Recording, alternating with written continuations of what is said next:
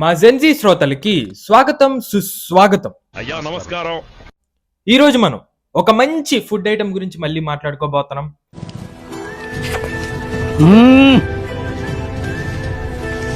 Jumper మే bumper, అదే ముంబైస్ favourite vada pav.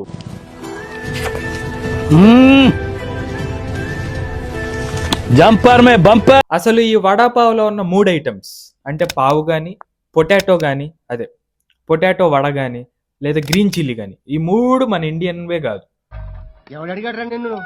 Portuguese మనల్ని invite చేసినప్పుడు ఈ మూడింటిని పరిచయం చేశారు మనకి. ఈ వడాపావ్ని ఇన్వెంట్ చేసింది అశోక్ వేద్య 1967-1964 ఆ మధ్యలో అనమాట.